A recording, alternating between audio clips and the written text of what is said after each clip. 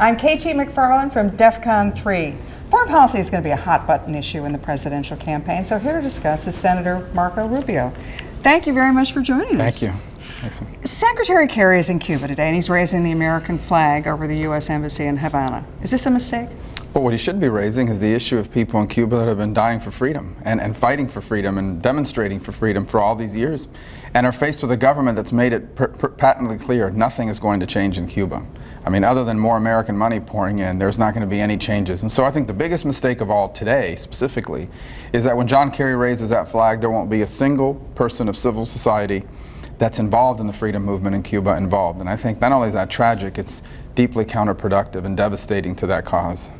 Flash forward, President Marco Rubio, what are you going to do about our policy? Well, I'm going to enforce the existing law. There are existing laws, the Cuban Democracy Act, the Helms-Burton Act, they're in place. And they require that in order for there to be certain openings towards Cuba, for the Cuban governments to do certain things. And so those conditions will be met when I'm president, or there will not be these increased travel and trade with Cuba and so forth. And the embassy will be downgraded back to what it belongs, and that is an interest section. I don't believe we should be recognizing diplomatically an illegitimate government, never elected by its people, who conducts anti-American operations from harboring fugitives to providing grounds for the Chinese and the Russians to spy against us from Cuba.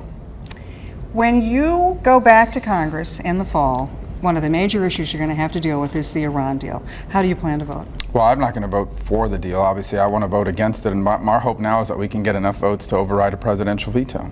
So over the last few days, you saw the next Democratic leader, Chuck Schumer, come out, and we're hoping others will join that as well. This deal guarantees that Iran will have a nuclear weapon and a long-range rocket capable of reaching the United States in the next 10 years. So again, flash forward, President Marco Rubio, let's say the Iran deal gets through, passes, business relationships have been established. What do you do? Well, I'll remove the national security waiver, which is what the president's going to do, and reimpose the U.S. sanctions. Then I'll go to Congress and ask for additional sanctions.